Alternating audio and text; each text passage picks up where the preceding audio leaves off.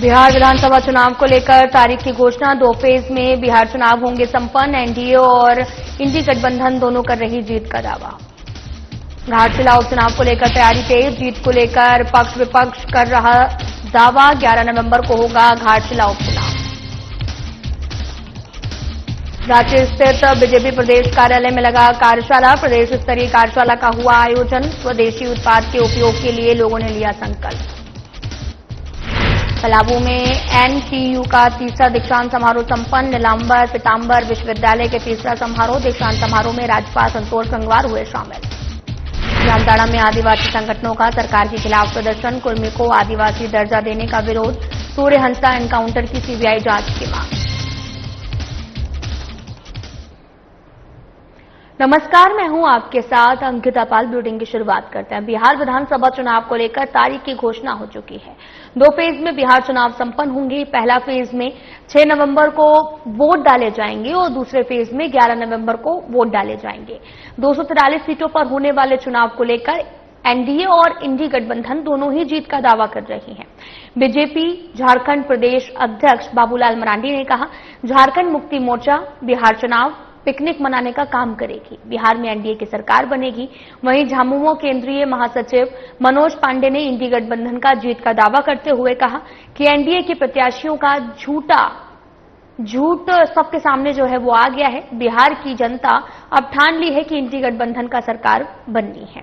वहीं seat sharing को लेकर भी उन्होंने कहा कि झामुमो के 2 प्रतिनिधिमंडल बिहार पहुंच चुके हैं। साथ ही बिहार बैठक कर यह स्पष्ट किया जाएगा कि झारखंड मुक्ति मोर्चा बिहार में कितने सीटों पर चुनाव लड़ेगी।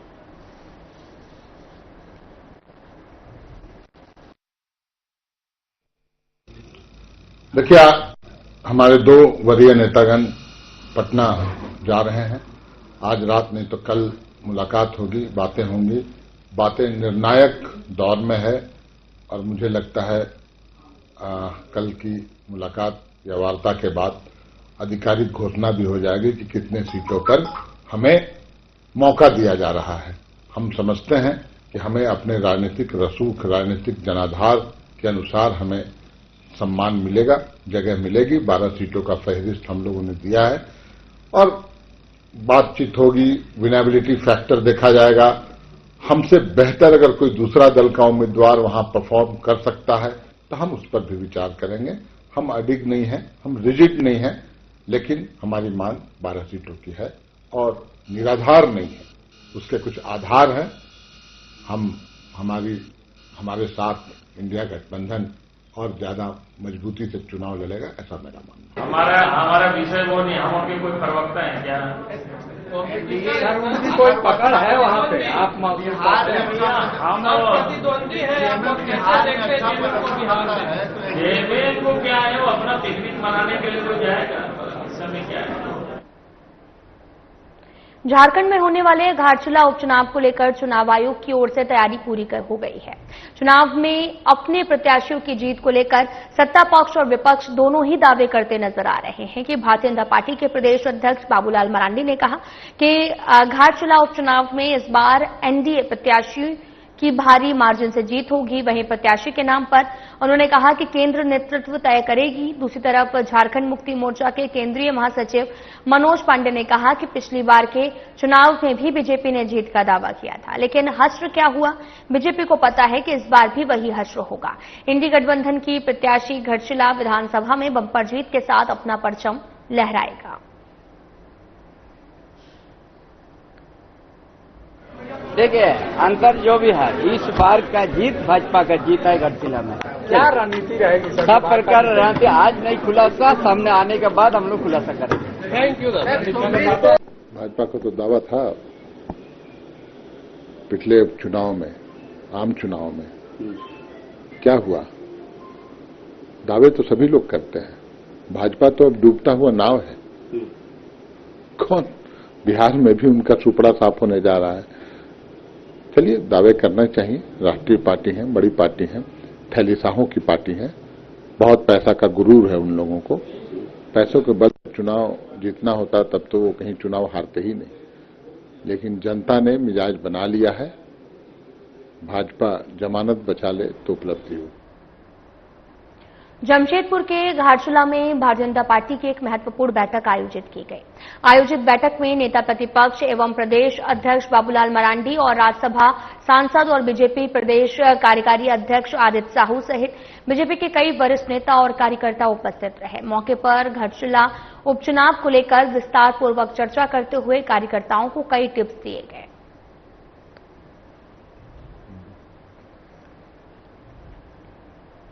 घाटशिला विधानसभा उपचुनाव को लेकर आजसू पार्टी के केंद्रीय कार्यालय में अहम बैठक आयोजित की गई, जिसमें आजसू पार्टी के केंद्रीय अध्यक्ष और पूर्व उप मुख्यमंत्री सुदेश महतो ने घाटशिला विधानसभा उपचुनाव के संबंध में पूर्वी सिंहभूम के नेताओं के साथ चर्चा की।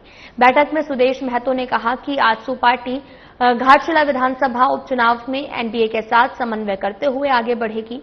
साथ ही यह भी कहा गया कि प्रत्याशी और चुनावी रणनीति के संबंध में अंतिम निर्णय एनडीए की बैठक में तय किए जाने के बाद लागू होंगे। बैठक में जमीनी स्तर पर संगठन को मजबूत बनाने का निर्देश दिया गया। केंद्रीय कार्यालय में हुई इस बैठक में पार्टी पदाधिकारियों ने संगठन मजबूती, बूथ स्तर पर सक्रियता और क्षेत्रीय नेतृत्व को सशक्त करने पर जोर दिया है। पार्टी का मानना है कि क्षेत्रीय मुद्दों का समुचित समाधान, जनता की आशाओं पर खरा उतरकर अपेक्षित परिणाम हासिल किया जा सकता है। बैठक में पार्टी के प्रधान महासचिव रामचंद्र साहसी और केंद्रीय उपाध्यक्ष हसन अंसारी, केंद्रीय महासचिव संजय मेहता, केंद्रीय सदस्य सुखलाल हेब्रम, पूर्वी सिंहभूम जिला अध्यक्ष कन्हैया सिंह, जिला प्रवक्ता अप्पू तिवारी, केंद्रीय सचिव हरीश कुमार सिंह, केंद्रीय मीडिया संयोजक परवाज खान सहित कई पदाधिकारी उपस्थित थे। बैठक में पूर्वी सिंहभूम जिला और घाटशिला विधानसभा क्षेत्र की प्रमुख नेता भी मौके पर मौजूद थे।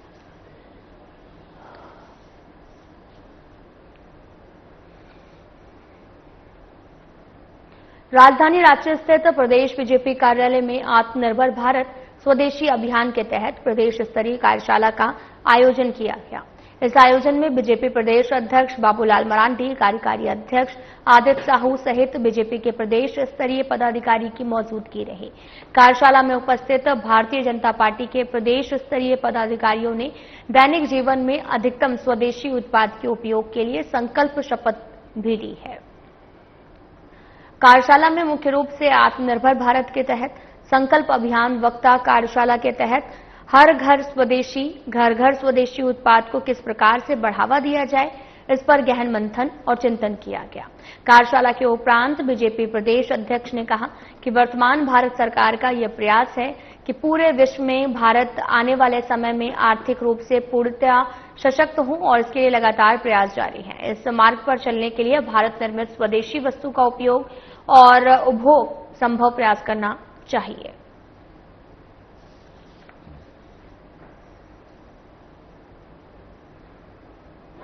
भारत में ही जो बनने वाले मोबाइल है, जिसको कहते हैं मेड इन इंडिया, वो 99.2% मोबाइल आप भारत में बिक रहा है। भारत में जो बनने वाले मोबाइल, आप जरा सोच सकते। मोबाइल को मैंने इसलिए कहा कि हर लोग उपयोग करते हैं। पहले हम 2 ही यूनिट था, बाहर से सब लोग खरीदते थे। उसी प्रकार से कई क्षेत्रों में, ऑटोमोबाइल के क्षेत्र में तो काफी प्रगति किया है, काफी तरक्की किया है। तो मैं ये कहूंगा कि भारत सरकार ने जो जिस गति से, जिस तेजी से जो काम चल रहा है, आगे के लक्ष्य भी है कि 2030 तक भारत को 7.3 ट्रिलियन इकोनॉमी भी बनाना है, दुनिया की चौथा सबसे बड़ी अर्थव्यवस्था को भी हमें मजबूत करना है। तो ये तभी संभव होगा जब स्वदेशी वस्तुओं का हम उपयोग करेंगे। आप सब लोगों से भी हमारा विनम्र निवेदन रहेगा, अपील रहेगा। झारखंड के सभी विश्वविद्यालयों को निर्देश जारी किए गए हैं कि छात्रों को उनकी डिग्रियां समय पर मिलें। राज्यपाल संतोष गंगवार ने नीलांबर पीतांबर विश्वविद्यालय के दीक्षांत समारोह में ये बात कही है। उन्होंने कहा कि राज्य के सभी विश्वविद्यालयों को नियमित कक्षाओं और डिग्रियां प्रदान करने के संबंध में निर्देश जारी किए गए हैं। नीलांबर पीतांबर विश्वविद्यालय की स्थापना को 16 साल हो चुके हैं। लेकिन दीक्षांत समारोह केवल 3 बार ही आयोजित किए गए। इससे पता चला कि छात्रों को समय पर डिग्रियां नहीं मिली। राज्यपाल ने सभी विश्वविद्यालय को समय पर डिग्रियां प्रदान करने के निर्देश जारी किए हैं। राज्य में गोल्ड मेडल विजेताओं में सबसे अधिक संख्या लड़कियों की है, जो एक विकसित भारत का प्रतीक है। राज्यपाल ने यह भी कहा कि शिक्षा का उद्देश्य केवल व्यक्तिगत सफलता नहीं, बल्कि सभी को साथ लेकर चलना भी है। नीलांबर पीतांबर विश्वविद्यालय का एक समृद्ध इतिहास है। आज के युवाओं को इससे प्रेरणा लेने की जरूरत है। वित्त मंत्री राधाकृष्णन ने भी अपने संबोधन में कहा कि सच्ची शिक्षा का मूल भाव संपन्न है। सभी छात्रों को बधाई, सभी को समाज और पलामू क्षेत्र का नाम रोशन करें। समाज में नफरत और वैमनस्य की भावना को खत्म करने में शिक्षा अहम भूमिका निभाती है। सभी समान हैं। उच्च शिक्षा प्राप्त करने के बाद लोग कहते हैं कि वे उच्च पदस्थ अधिकारी बनना चाहते हैं, लेकिन कोई ये नहीं कहता कि वे विधायक या फिर सांसद बनना चाहते हैं। उन्होंने सभी से आग्रह किया कि राजनीति में भी भाग लें। उच्च शिक्षा प्रदान करने वाले विधानसभा और संसद में आए जानकारी और ज्ञान बहुत जरूरी है। उन्होंने आगे कहा कि 18 सालों में केवल 157 लोगों ने पीएचडी के लिए रजिस्ट्रेशन कराया है, जो दुखद है। विश्वविद्यालय को आगे भी बढ़ाना चाहिए। उन्होंने आगे ये भी पूछा कि पलामू में जल संचयन के लिए विश्वविद्यालय के भूतत्व विभाग ने क्या सोचा है। पलामू का इलाका सूखाग्रस्त है, यूनिवर्सिटी कुछ अलग और हटकर काम करे। पलामू क्षेत्र में केवल 16% छात्र ही इंटरमीडिएट पास करने के बाद उच्च शिक्षा प्राप्त करते हैं। झारखंड में एक यूनिवर्सिटी कमीशन का गठन किया जाएगा, जो शिक्षकों की नियुक्ति करेगा। नीलांबर पीतांबर विश्वविद्यालय के तीसरे दीक्षांत समारोह में 77 छात्रों को मेडल प्रदान किए गए हैं और इनमें से 41 छात्राएं हैं, 31 छात्र हैं और वहीं 5 पीएचडी छात्र हैं। 72 छात्रों को गोल्ड मेडल प्रदान किया गया है। नीलांबर पीतांबर विश्वविद्यालय की स्थापना 2009 में हुई थी। दीक्षांत समारोह इससे पहले 2 बार आयोजित किया जा चुका है।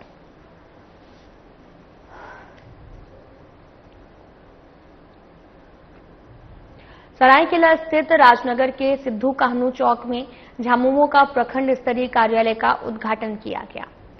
झारखंड सरकार के मंत्री दीपक बिरुवा और सांसद जोभा मांझी ने फीता काटकर संयुक्त रूप से कार्यालय का उद्घाटन किया। इससे पूर्व मंत्री और सांसद ने सिद्धू कान्हू की प्रतिमा पर माल्यार्पण कर उन्हें श्रद्धांजलि दी।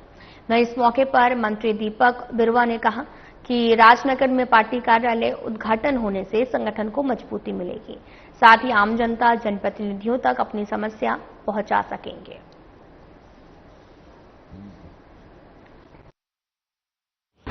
कार्यालय क्षेत्र में जनताओं के जन समस्याओं के लिए भी एक संपर्क स्थल होगा। पार्टी के कार्यक्रम को आगे बढ़ाने के लिए एक संपर्क स्थल और कार्यालय जरूरी है। इसलिए यहाँ जब कार्यालय खुला तो और बेहतर ढंग से जन समस्याओं को हम लोग देखेंगे, कार्यकर्ताओं के संगठन को और बेहतर ढंग से बढ़ाने का काम करेंगे। कांग्रेस के नवनियुक्त जिलाध्यक्ष चंद्रदेव गोप ने सोमवार को किसान भवन में प्रेस वार्ता आयोजित कर पत्रकारों को अपनी प्राथमिकताओं और पार्टी के आगामी रोड मैप की विस्तार से बताया। उन्होंने कहा कि पार्टी नेतृत्व ने जो विश्वास जताया है वे उस समय पर खरे उतरेंगे और कांग्रेस को जिले में मजबूती देने के लिए तन मन और धन से पूरी निष्ठा के साथ काम करेंगे। उन्होंने स्पष्ट किया और कहा कि कांग्रेस पार्टी को जिले में शीर्ष स्थान पर पहुंचाना ही उनका एकमात्र लक्ष्य है। साथ ही कहा कि कांग्रेस में अब कोई गुटबाजी नहीं होगी। सभी कार्यकर्ता एकजुट होकर संगठन को मजबूत करने में लगेंगे और उन्होंने ये भी बताया कि हर बूथ पर कार्यकर्ताओं की मजबूत टीम बनाई जाएगी, जो पार्टी के विचारों और योजनाओं को जनता तक पहुंचाने का काम करेगी। जहां पर बाबू राम नारायण सिंह, केवी सहाय, सुखलाल सिंह, आपके ये शालिग्राम बाबू, केशव बाबू जैसे लोग यहाँ पर जन्म लिए, उस धरती को मैं नमन करते हुए राजनीति में कांग्रेस की नैया को एकदम मजबूती के साथ आगे ले जाने के लिए तैयार हूं और मेरे ऊपर लोग विश्वास किए हैं। मैं कहीं से भी नहीं चुकूंगा और आप लोग भी देख रहे हैं। यार ये 10 महीने के अंदर आप देखिएगा कि जितनी भी पार्टियां चतरा में है सबसे पहले पादान पर होगा कांग्रेस पार्टी। रांची जिले में जमीन से जुड़ी समस्याओं को लेकर उपायुक्त सह जिला दंडाधिकारी मंजुनाथ भजंत्री के जनता दरबार में कई अहम मामले सामने आए हैं। भूमाफियाओं की मिलीभगत, म्यूटेशन में लापरवाही और सरकारी योजनाओं से वंचित लोगों की शिकायतों पर डीसी ने त्वरित कार्रवाई की है। शहर और ग्रामीण क्षेत्र से जुड़ी जमीन विवादों में डीसी ने संबंधित अधिकारियों को सख्त निर्देश दिए हैं। यथासंभव मामलों को तुरंत सुलझाया जाए। को अत्यधिक संख्या में निष्पादन हो चुके हैं। वही मामले जहां जो व्यवहार न्यायालय से संबंधित है या जटिल मामले हैं वो हो सकता है समय ले रहे होंगे, लेकिन अत्यधिक संख्या में अब जिनविन मामलों का। शरद पूर्णिमा के पावन अवसर पर विहंगम योग संस्था की ओर से एक विशेष योग और ध्यान शिविर का आयोजन किया गया, जिसमें छात्राओं को दैनिक जीवन जीने की कला, योग के महत्व और ध्यान की विधियां सिखाई गई। इस प्रशिक्षण सत्र का नेतृत्व विहंगम योग की वरिष्ठ प्रशिक्षक डॉक्टर किरण प्रसाद ने किया। उन्होंने छात्राओं को योग के वैज्ञानिक लाभों से अवगत कराया, बताया कि कैसे ध्यान और योग से मानसिक तनाव को दूर कर संतुलित जीवन जिया जा सकता है। डॉक्टर प्रसाद ने अपने संबोधन में कहा, यदि महिलाएं शारीरिक, मानसिक, आत्मिक रूप से सशक्त होंगी तो समाज और देश में सकारात्मक परिवर्तन जरूर आएगा। कि हमारे अंदर जो अमृत है, क्या हम उसको पाने के लिए इच्छुक हैं? और हम अध्यात्म से जुड़े हुए यहाँ पे विद्यार्थियों को या महिलाएं हो, मातृशक्ति के लिए, इन सब के लिए जो अमृत की बात होती है, हमारे अंदर की दिव्यता, जो हम जिस गुण को लेकर इस धरती पर आए हैं, क्या उन गुणों को हम उभार सकते हैं? और उस गुणों को उभारने के लिए हम अपने जीवन में कैसे आध्यात्म से जुड़कर अपने अंदर शारीरिक, मानसिक और आत्मिक इन तीनों स्तर को जो ईश्वरीय है उसके अनुकूल हम ले जा सकें।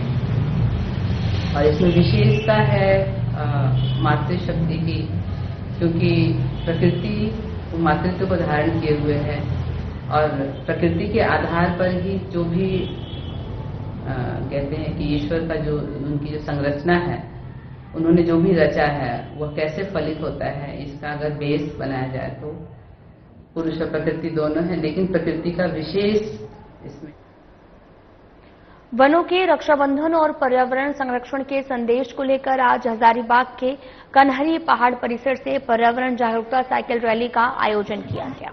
रैली में हजारीबाग के उपायुक्त शशि प्रकाश सिंह, कई डीएफओ, वन विभाग के अधिकारी, कर्मी, युवा, छात्र छात्राएं, वरिष्ठ नागरिक शामिल हुए। उपायुक्त ने बताया कि हजारीबाग के टाटीझारिया प्रखंड के दुधमटिया जंगल में सालों से मेले का आयोजन होता आ रहा है। इसी परंपरा को आगे बढ़ाते हुए कन्हरी पहाड़ से दुधमटिया तक करीब 25 किलोमीटर की साइकिल रैली निकाली गई। इस दौरान प्रतिभागियों ने पर्यावरण संरक्षण का संदेश दिया। उपायुक्त ने कहा कि हर व्यक्ति को पेड़ लगाने और दूसरों को इसके प्रति जागरूक करने की जिम्मेदारी लेनी चाहिए, ताकि आने वाली पीढ़ियों के लिए स्वच्छ और हरित वातावरण सुनिश्चित किया जा सके।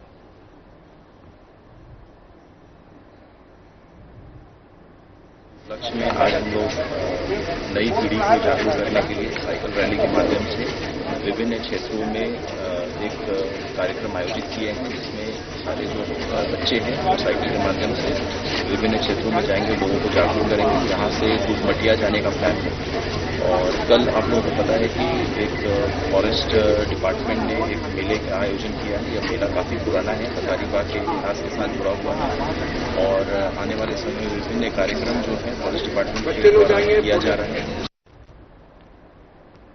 अनुसूचित जनजाति और ओबीसी छात्रों को छात्रवृत्ति देने के लिए सरकार का खजाना खाली हो गया है। प्री मैट्रिक के सभी वर्ग के छात्रों और पोस्ट मैट्रिक के ऐसे छात्रों को सत्र 2024-25 के लिए छात्रवृत्ति का भुगतान कर दिया गया, लेकिन एसटी और ओबीसी छात्रों के भुगतान से पहले विभागीय आवंटित राशि समाप्त हो गई। इस संबंध में कल्याण विभाग ने राज्य सरकार को राशि आवंटित करने के लिए पत्र भेजा। छात्रों के द्वारा सैकड़ों छात्रों के 8 अक्टूबर को राज्य सरकार के खिलाफ आंदोलन किया जाएगा और रांची उपायुक्त से मिलकर ज्ञापन सौंपे।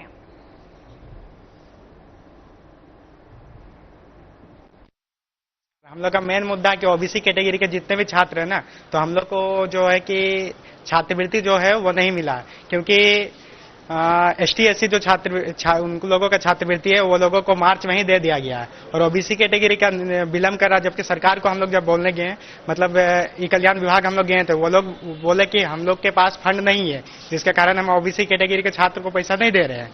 तो सरकार ने मतलब वहां जाने के बाद हम लोग को ये बोला गया, तो हो सकता है मैं भी डीसी साहब से मिलने के लिए आए, क्योंकि 8 तारीख हम लोग प्रोटेस्ट कर रहे हैं।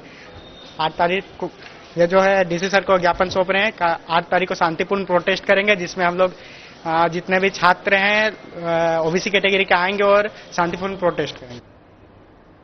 लोहरदगा 6 अक्टूबर 2025 कुर्मी समुदाय को अनुसूचित जनजाति में शामिल करने के विरोध में आज लोहरदगा में एक विशाल आदिवासी जन आक्रोश रैली का आयोजन किया गया। रैली का नेतृत्व आदिवासी छात्र संघ, केंद्रीय सेना समिति, स्वशासन, पढ़ा और व्यवस्था और साथ ही जिला राजी पढ़ा सरना प्रार्थना सभा ने संयुक्त रूप से किया। बीएस कॉलेज से शुरू होकर समाहरणालय मैदान तक निकाली रैली में हजारों की संख्या में पारंपरिक वेशभूषा में आदिवासी समाज के लोग शामिल हैं। समापन सभा में राज्यपाल के नाम ज्ञापन सौंपा गया, जिसमें कुर्मी समुदाय को एसटी में शामिल न करने की मांग की गई। वक्ताओं ने कहा कि आदिवासी अधिकारों पर हमला है, झारखंडी अस्मिता के खिलाफ साजिश है। प्रदेश अध्यक्ष सुशील उरांव, महासचिव फूलचंद उरांव, जिला अध्यक्ष अवधेश उरांव समेत कई वक्ता मौके पर उपस्थित रहे और साथ ही चेतावनी दी है। डीएसपीएमयू अध्यक्ष विवेक तिर्की ने भी युवा नेतृत्व को संगठित करने में अहम भूमिका निभाई। सभा के अंत में शांतिपूर्ण रैली के आयोजन में सहयोग के लिए प्रशासन को धन्यवाद दिया गया।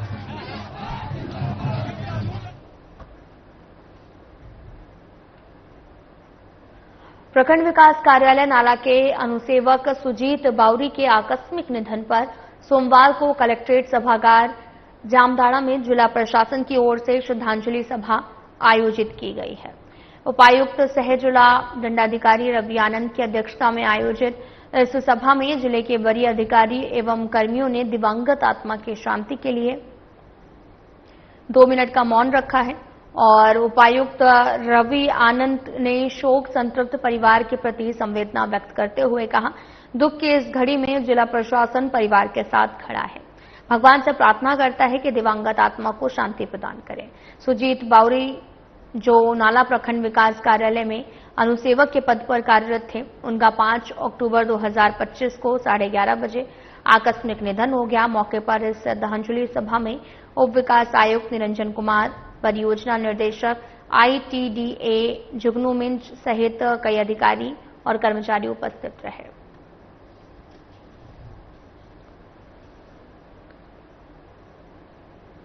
जामताड़ा में सोमवार को आदिवासी समाज की ओर से देश मांझी, परगना, बाईसी समिति, सावता, सुसार, आखड़ा और साथ ही अन्य संगठनों के बैनर तले जिला मुख्यालय में एक विशाल जन आक्रोश रैली निकाली गई। रैली में कुर्मी समाज को आदिवासी दर्जा देने के प्रयासों का विरोध करते हुए जोरदार नारेबाजी की गई। प्रदर्शनकारियों ने कहा, कुर्मी समाज की आदिवासी दर्जा की मांग ऐतिहासिक और सांस्कृतिक रूप से निराधार है। वहीं समाज सेवी सूर्य हंसा के फर्जी एनकाउंटर सीबीआई जांच की पुरजोर मांग की गई।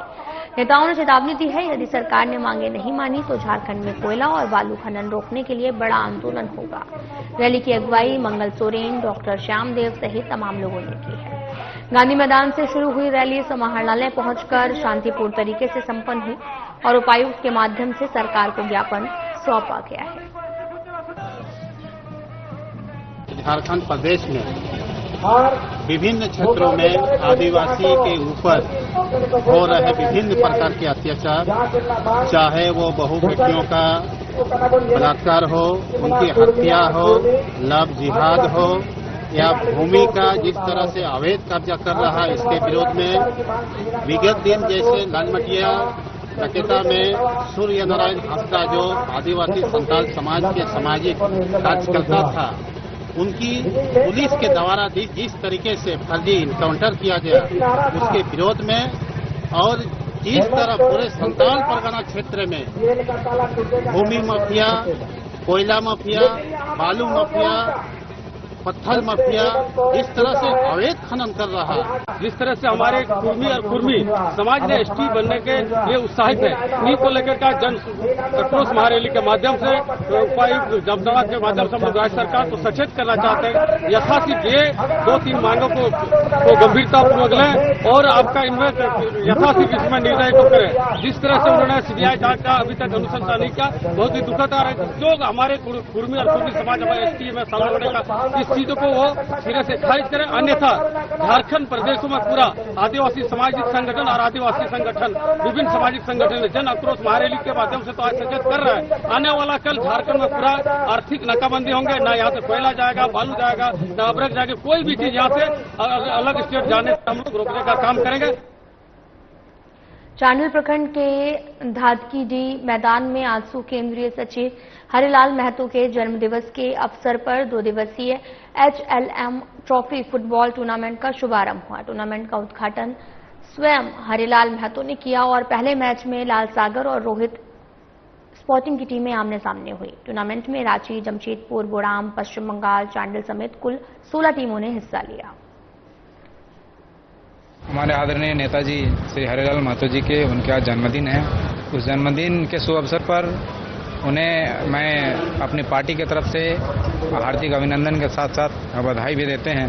और ये आज उसके जन्मदिन के शुभ अवसर पर जो ऐतिहासिक फुटबॉल टूर्नामेंट का भी आयोजन किया जाता है 6 तारीख को 7 तारीख को। आज 6 तारीख है, उनका जन्मदिवस है।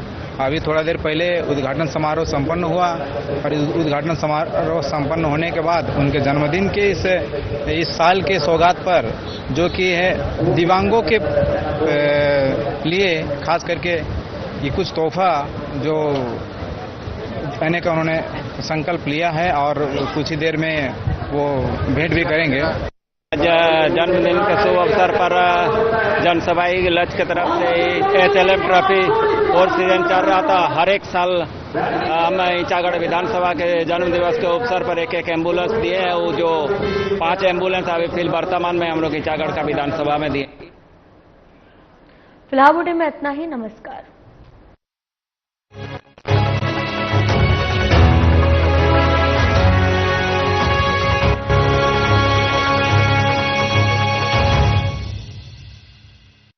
दुबले पतले कमजोर हैं, आपकी